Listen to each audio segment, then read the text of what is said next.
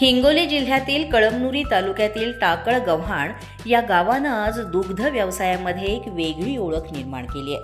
पारंपरिक शेतीसोबत आधुनिक तंत्रज्ञानाची जोड देत मुक्त संचार गोठ्याच्या माध्यमातून प्रगतशील दुग्ध व्यावसायिक पंडितराव बळवंतराव शृंगारे यांनी यशाची नवी वाट निर्माण केली आहे. जनावरांच्या आरोग्याची काळजी, स्वच्छता, योग्य आहार व्यवस्थापन आणि आधुनिक गोठा पद्धतीचा अवलंब करत त्यांनी दुग्ध व्यवसायाला नवं स्वरूप दिलंय. पूर्वी पारंपरिक पद्धतीनं केला जाणारा गोठा व्यवस्थापनाचा व्यवसाय आज मुक्त संचार गोठ्यामुळं अधिक सुलभ आणि फायदेशीर ठरताना दिसत आहे. जनावरांना मोकळं वातावरण मिळाल्यानं त्यांचं आरोग्य सुधारतं, दुधाचं उत्पादन वाढतं आणि शेतकऱ्यांचा खर्चही कमी होतो. हे पंडितराव शृंगारे यांनी आपल्या कामातून सिद्ध करून दाखवलंय. दूध उत्पादनासोबतच शेणखत व्यवस्थापन, पशुपालनातील आधुनिक उपाययोजना आणि बाजारपेठेचा योग्य अभ्यास यामुळं त्यांनी आपल्या व्यवसायात मोठी प्रगती साधली आहे. मेहनत, जिद्द आणि आधुनिक विचारांच्या जोरावर ग्रामीण भागातही मोठं यश मिळवता येतं. याचं उत्तम उदाहरण म्हणजे पंडितराव बळवंतराव शृंगारे यांचा मुक्त संचार गोठा प्रकल्प. आज आपण जाणून घेणार आहोत त्यांच्या या यशस्वी प्रवासाविषयी, मुक्त संचार गोठ्याच्या वैशिष्ट्यांविषयी आणि दुग्ध व्यवसायातील आधुनिक बदलांविषयी. नमस्कार शेतकरी बंधूंनो, आज आपण मराठवाड्यातील हिंगोली जिल्ह्यातील गाव टाकळगव्हाण, तालुका कळमनुरी, जिल्हा हिंगोली या ठिकाणी आलेलो आहोत. आज आपण अशा प्रगतशील शेतकऱ्याच्या गावी आलेलो आहोत ज्यांनी दुग्ध व्यवसायातून स्वतःची आणि कुटुंबाची प्रगती साधलेली आहे. तर मी या ठिकाणी पंडितराव शृंगारे यांचं स्वागत करतो. नमस्कार. तर पंडितराव शृंगारे, आपण मला सांगा की हा दुग्ध व्यवसाय आपण कधी आणि केव्हा सुरू केला? 2007ला 35,000 रुपयाच्या 2 गायी विकत आम्ही घेतल्या होत्या आणि या 2 गायीपासून नंतर त्याच गायीच्या 2 गायीच्या दुधापासून आपण एक 2008 ते 2010 या कालावधीमध्ये एक 10 गायी विकत आणल्या आणि 10 गायी विकत आणल्याच्या नंतर एक 2014-15 पर्यंत आपल्याकडं एक 25 गायीचं सेटअप पूर्णपणे तयार झालं आणि 15-16च्या नंतर आपण गायी विक्री पण चालू केल्या. म्हणजे एक सांगण्याचा उद्देश याच्या मागचा इतकाच की आजची कालवड, उद्याची गाय आणि आजची वघार, उद्याची म्हैस, हे ज्या शेतकऱ्याला जमल त्याचा व्यवसाय हा नक्कीच फायद्याचा राहणार आहे. तर आपण हा दुग्ध व्यवसाय का निवडला याबद्दल काय सांगू शकता? दूध व्यवसाय निवडण्याचं एकमेव कारण म्हणजे आम्ही ज्यावेळेस शेती करत असताना की बुवा शेतीच्या उत्पादनावरच न अवलंबून राहता काहीतरी शेतीशी निगडीत असा व्यवसाय करण्यासाठी आम्ही सर्व बंधू मिळून एक चर्चा करत असताना असं लक्षात आलं की कुक्कुटपालन केलं तरी पण त्याच्यात तितका फायदा नाही किंवा दुसरं शेळीपालन केलं तरी 10 उपयोग होणार नाही. मग गाईचा विचार करत असताना असं लक्षात आलं की आज खाद्य टाकलं तर उद्याच्याला संध्याकाळच्या त्याचा परतावा आपल्याला भेटणार आहे. खुराक जर आज टाकला, आज पैसे गुंतवले तर उद्याच्याला सहज भेटणार आहेत. म्हणजे दूध व्यवसाय आज काढलेलं दूध सहज त्याचे पैसे रिपीट आपल्याला भेटणार होते. आणि या गायीमध्ये असा एक हे आहे की 12-13 महिन्यात तुमची कालवड प्रेग्नेंट राहते. म्हणजे वर्षाला एक वासरू एका गायीपासून भेटते आणि परत 2 वर्षामध्ये हिचं दूध पण चालू होते त्याच कालवडीचं. म्हणजे त्याचा उपयोग असा झाला की याची जनरेशन एकदम जोरात वाढ होती आणि पैशाचं आर्थिक नियोजन पण चांगल्या पद्धतीने या गायीमधून होऊ शकते. तर मला आता सांगा की आपल्याकडे आता सध्या कोणत्या जातीच्या आणि किती गायी आहेत? आता आपल्यापाशी एक 20 जनावरं मोठे आहेत आणि एक 20 कालवडी आहेत, ज्या की ABSच्या आरमाडा नावाच्या बोलच्या चांगल्या जातीवंत 34थ्या जनरेशनच्या कालवडी आहेत. गाईचं बोलायचं झालं तर पूर्ण ह्या ABS, WWS आणि तुमचं डेन्मार्क अशा या 2-4 जातीच्या गायी आहेत. ह्या 45चं सेटअप आहे सध्या आपल्याकडे. 2010-11ला 15-16ला आपण मुक्त गाईचा गोठा तयार केला, जो की आजची गरज आहे, काळाची गरज आहे. कारण लेबर प्रॉब्लेम भरपूर आहेत. तर मुक्त संचारमध्ये तुम्हाला शेण काढायची गरज नाही, त्याच्यानंतर जनावरं पाणी पाजवायची गरज नाही. या सर्व गोष्टी व्यवसाय जर वाढवायचा असेल, याच्यातून अर्थार्जन जर जास्त प्रमाणात जर करायचं असेल तर मुक्त गोठा हा आवश्यक आहे. तर मला सांगा, आता रोजचं आपलं दूध कलेक्शन किती प्रमाणामध्ये होतं? दुधाचं जर बोलायचं झालं तर रोजचं आपल्या याच्यातून एक 300 लिटर दूध रोज निघते याच्यातून. त्याचं व्यवस्थापन कसं आहे? विक्री व्यवस्थापनबद्दल काय सांगू शकता? विक्री व्यवस्थापनाचं जर बोलायचं झालं तर आपण हेरिटेज कंपनीला, जी की आंध्राची आहे, तिला हेरिटेजला आपण इथं कलेक्शन करतो आणि हेरिटेज कंपनीची गाडी दोन्ही पण टाईम येते आपल्यापाशी आणि दोन्ही टाईम दूध घेऊन जातात. ते सकाळी आणि संध्याकाळी. दूध सांभाळायची गरज नाही आणि 10 दिवसाला पेमेंट होतं सर त्याचं. बरं. त्याच्यामुळे पेमेंटची पण काय अडचण नाही सर. लिटरला आपल्याला दूध किती फॅट लागतो आणि किती भाव मिळतो? फॅट गोठ्याचा ॲव्हरेज जर फॅट जर काढला तर 4-1-4-2 पर्यंत फॅट लागतो आणि 8-4-8-5 पर्यंत एशेनेप लागतो. आणि भाव तसं जर बोलायला गेलं तर 38 ते 40 रुपयाच्या दरम्यान आजचे भाव आहेत दुधाचे सर. तर सगळं जर त्याचा विचार केला तर एक 12,000 रुपयापर्यंत रोजचं दूध याच्यातून निघतं आपल्या सर, याच्यात गाईच्या याच्यातून. तर पंडितराव, मला सांगा, तुम्ही आता याच्याबद्दल आता 45 गाईचं आरोग्य व्यवस्थापन कशा पद्धतीनं करता?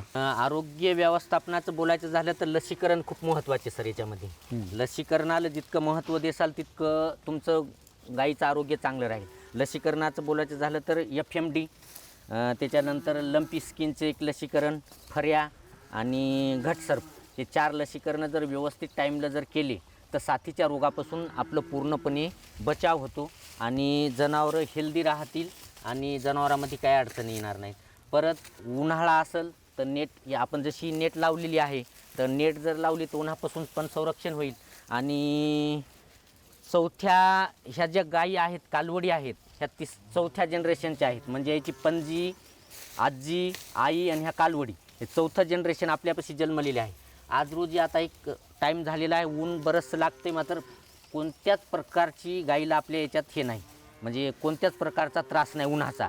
म्हणजे याच्यात जे आपण 17-18 वर्ष जे काम केलं ते ह्या गायी दाखवून देतात की त्रास नाही, उन्हाचा नाही. तर एरी 35-38 लिटर 40 लिटरवाली जर गाय जर असेल तर इतक्या उन्हामध्ये ती आपल्या इकडे टिकत नाही. मात्र 3ऱ्या-4थ्या जनरेशनला इतके दिवस आपण काम केलेलं असल्यामुळं, ह्या सगळ्या तितकं ब्रीडवर काम केलेलं असल्यामुळं या तितक्या तंदुरुस्त राहिले आपल्यापाशी.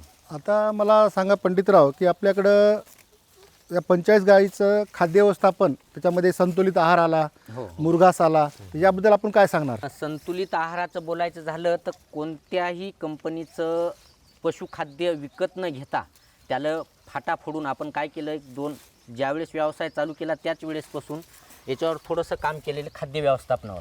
ते म्हणजे असं की ज्या गाईचं दूध जितकं आहे त्याचा फॉर्म्युला स्वतः आपण बनवलेला आहे. फॉर्म्युला असा की 1 किलो पशुखाद्य तयार करण्यासाठी 400 ग्राम तुमची सरकी पेंट, त्याच्यानंतर 250 ग्राम मक्का भरडा, 150 ग्राम दालवर्गीय, एक 50 ग्रामपर्यंत सोयाबीन घेतो आणि मिनरल मिक्सचर दुधाच्या प्रमाणात मिनरल मिक्सचर 100 ग्रामपासून 200 ग्रामपर्यंत मिनरल मिक्सचर पर देतो. मीठ आलं, गूळ आलं, हे 1 किलो तयार करण्यासाठी खाद्य व्यवस्थापन आपण स्वतःच्या गाईला जे लागतंय, 40 लिटरवाली दूध देणारी गाय असेल तर त्या प्रमाणात खाद्य तिला आपण घरच्या घरी तयार करून देतो. व्यवस्थापनाचं बोलायचं झालं तर पूर्णपणे त्या मुक्त असल्यामुळं जसं म्हणलं तसं त्या पाणी पितात आणि चारा गव्हाणी टाकलेलं राहते, त्याच्यामुळं त्या वाटेल त्यावेळेस ते खाऊ शकतात सर. आता आपल्या या 45 गाईसाठी आपल्याकडं चारा व्यवस्थापनाची काय सोय केलेली आहे ते थोडक्यात सांगा आपण. चारा व्यवस्थापन एक 2020 पासून म्हणजे एक 6-7 वर्ष झाली आपण मुरघास तयार करतो. मुरघास तयार करत असताना मक्केचा आणि मेगास्वीटचा, जास्त करून मक्काचाच मुरघास बनवतो. तर मुरघास बनवत असताना सुरुवातीच्या टप्प्यामध्ये एक सर्वजण सांगत होते की चिक्कातील मक्केचा मुरघास तयार करायचा. 2000ला ज्यावेळेस आपण मुरघास बनवला त्यावेळेस मक्केचा चिक अवस्थेत असतानाचा मुरघास बनवला आणि नंतर थोडंसं एक 10-15-20 गुंठे मक्का समोरच्या अवस्थेत गेली, म्हणजे पक्व अवस्थेत गेली.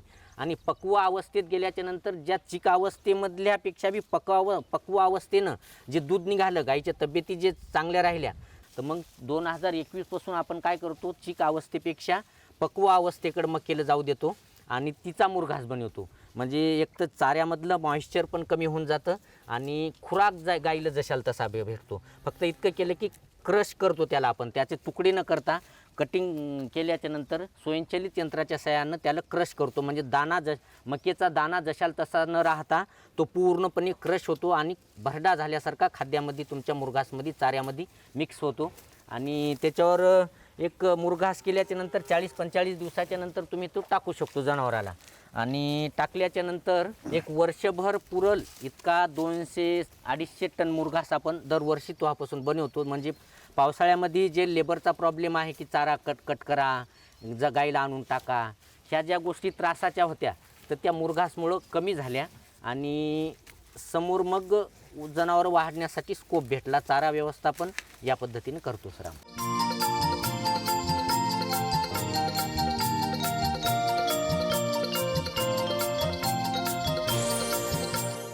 तर मला सांगा, आता सध्या उन्हाळ्याचे दिवस आहेत, या उन्हाळ्याच्या दिवसामध्ये आपल्या ह्या सर्व दुधाळ गाईचं व्यवस्थापन कशा पद्धतीने करता आणि ह्याचा उन्हाचा आपल्या दुग्ध उत्पादनावर कितपत परिणाम झाला?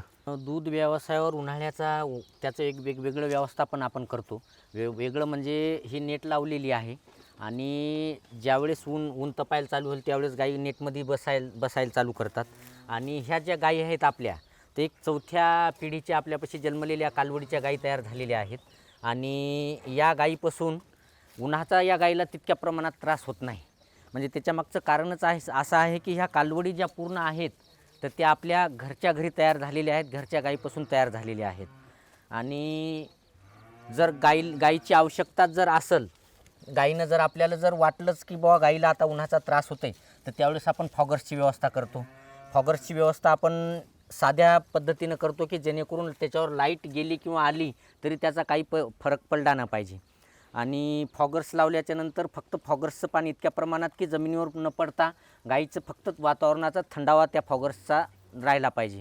त्याचा उपयोग असा झाला की गाईच्या दुधावर दूध कमी न होता उन्हाळ्यामध्ये कायम राहिलं सर त्याच्यामध्ये. आता या 45 गाईचं व्यवस्थापन करत असताना आपल्याला कोणत्या कोणत्या चाऱ्याचा आपण निवड केलेली आहे आणि किती आपण त्याचं उत्पादन घेतात ते थोडक्यात सांगा. जास्तीत जास्त प्रमाणात मक्का घेण्याचा प्रयत्न करतो. चिकातील मुरघासचा वापर आपण जास्त करतो. द्विदलमध्ये तुमचं ल्युसर्न घास, जे घोडा घास म्हणतात ल्युसर्न, एका जनावराला रोज एक 5 ते 7 किलो ल्युसर्न आला पाहिजे, या पद्धतीनं आपण त्याचं हिरव्या चाऱ्यामध्ये व्यवस्थापन करतो. त्याच्यानंतर चवळी असेल, चवळीचा पण वापर आपण, जी चवळी राहते वेलं, त्याचा पण वापर आपण याच्यामध्ये जनावराच्या खाद्यामध्ये करत असतो. परत तुमचं मेगा स्वीट असेल किंवा मग ज्यावेळेस आपल्याकडे रेशीम आहे, रेशीम तुतीचे झाडं आहेत, ज्यावेळेस रेशीमचा हे संपल्याच्या नंतर जी तुती उरती तर त्या तुतीचा वापर पण गाईच्या खाद्यामध्ये सर आपण करत असतो. त्या तुतीचा उपयोग असा इतका चांगला झाला, त्याच्यामध्ये प्रोटीनचं प्रमाण असल्यामुळं ज्या गायी हिटवर येत नाहीत किंवा तुमचं रिपीट येतात, त्या गाईला जर तुतीचं पाला जर वापरला तर त्या एकदम छानपैकी रिपीट न येता टाईमला माझावर येऊन तुमचं हिटवर येऊन प्रेग्नेंट पण राहतात. तर हे खाद्य व्यवस्थापन करतो सर आपण. तर हे आपल्या या गोठ्यामध्ये हे शेणखताची विल्हेवाट आपण कशा पद्धतीने करता, म्हणजे त्याचा उपयोग कोणत्या ठिकाणी करता आपण? विल्हेवाट म्हणण्यापेक्षा हे सोनं आहे सर. बरं. हे म्हणजे एकदम हे मुक्तसंचार गाईच्या याच्यात तयार झालेलं हे सोनं आहे. हे पूर्ण पत्तीसारखं झालेलं एक गादी तयार झालेली आहे. एक तर जनावरासाठी बसण्यासाठी एकदम छान आहे. परत त्याच्यानंतर याचा उपयोग म्हणजे मेच्या 10-15 तारखेला याच्यातून उचलतो आणि बाहेर फॉर्मी कंपोस्टसाठी याचा उपयोग करतो. 1 वर्ष त्याच्यावर प्रक्रिया करून दुसऱ्या वर्षी हळदीच्या बेडवर पेरण्यासाठी याचा उपयोग करतो सर. एक 40 ते 45 टॉल याच्यातून आपल्याला दरवर्षी भेटतं, जे की आपल्याला गांडूळ खत तयार करून त्याचा आपण शेतीमध्ये असा डायरेक्ट न उपयोग घेता शेतीमध्ये त्याचा उपयोग घेतो सर. आता आम्ही एक असं ऐकलं आणि पाहिले की आपण मागच्या 25 वर्षापासून घरगुती गॅसचा वापर केला नाही असं आम्हाला ऐकण्यात आलेलं आहे. तर याबद्दल आपण काय सांगू शकता? सर, आपल्याकडे एक बायोगॅस सहयंत्र आहे, जे की 4 घनमीटरचा आहे आणि 4 घनमीटरचा बायोगॅस त्याच्यासाठी 40 किलो ताजं शेणखत लागतं. तर रोजच्या रोज 40 किलो ताजं शेणखत शेणकाला करून आपण त्या गॅसला वापरतो. त्याचा फायदा इतका झाला की आमचं एक 21 जणाचं 20 जणाचं कुटुंब आहे, तर आम्हाला कोणत्याच प्रकारचा सिलेंडर वापरण्याची आजपर्यंत गरज पडलेली नाही. त्याच्यापासून पाणी तपवणे, चहा करणे, स्वयंपाक करणे, सर्वच्या सर्व कामं बायोगॅसवरच आपली होतात. आणि बायोगॅस जर एखाद्या वेळेस कुठं चुकून लीक झाला, नळी लीक झाली, काही जर अडचणी आल्या तर त्याचा स्फोट होत नाही. म्हणजे जे हे सिलेंडरचे जे अपघात होण्याचे प्रमाण आहे तर त्याच्यापासून आम्ही सुरक्षित राहिलो. तर मला पंडितराव सांगा, आता सध्या प्रजनन व्यवस्थापनाबद्दल आपण काय सांगू शकाल? जर प्रजनन व्यवस्थापन जर बोलायचं झालं सर, ब्रीडिंगचं बोलायचं झालं तर आमचा एक 2007ला ज्यावेळेस आपण व्यवसाय चालू केला होता त्यावेळेस आमचा हिंगोली जिल्हा आपला बायपशी आपला जिल्हा हे होता, दत्तक होता. आणि त्यापासून आपल्याला मग त्यावेळेस वळून न लावता यायच छानपैकी बायपवाल्यांनी आपल्याकडं चांगल्या प्रकारचे बुल वापरले. आणि 2007 ते 2011पर्यंत आपल्यापाशी बायप जातीच्या चांगल्या जातीवंत कालवडी तयार झाल्या. आणि समोरच्या स्टेपमध्ये नंतर मग आपण मग बायपलं थोडंसं हे करून त्याच्यामध्ये डेन्मार्क 50-053 असेल, ABSचे असतील, या सर्व सिमन आपण वापरायला चालू केले. आणि आज रोजी आपल्याकडं चांगल्या जातीवंत WWSच्या पण कालवडी ज्या की दिवसाला 40 लिटर दूध देऊ शकतील इथपर्यंत आपण पोहोचलेलो आहे. म्हणजे ब्रीडिंगचं महत्त्व इतकं आहे की जर समजा ब्रीडिंग केली नसती, वळू जर आपण घरी ठुला असता तर आपल्या ज्या गाई दिवसाला 18-20 लिटर दूध देणाऱ्या असत्या त्याच आपण आजपर्यंत पण तितक्याचपर्यंत राहिलो असतो. जर दिवसाला 35, 38, 40, 55, पंजाबसारखं 60 लिटरपर्यंत दिवसाला जर दूध घ्यायचं असेल तर आपल्याला ब्रीडिंगवर काम करणं तितकंच महत्त्वाचं आहे. जे की आज रोजी बायपचे, तुमच्या ABSचे आरमाडा नावाचा बुल आहे, आरमाडा नावाच्या बुलपासून आपल्याकडं आज रोजी एक 20 कालवडी तयार झालेल्या आहेत. त्या 20च्या 20 कालवडी आपण WWSच्या लिचवर्थ नावाचा एक 3200 TPA असलेला बुल जे आहे त्या बुलना आपण आता प्रेग्नेंट करणार आहेत. म्हणजे पूर्ण कालवडी आपल्याला दिवसाला 50 लिटरच्या वर दूध देतील या दृष्टीनं त्याच्यावर ब्रीडिंग करायचं आहे. आणि त्याचं व्यवस्थापन पण तितक्याच उत्तम दर्जाचं आपल्याला करता आलं पाहिजे आणि प्रत्येक शेतकऱ्याने केलं पाहिजे आणि आपण ते आज रोजी करत आहोत.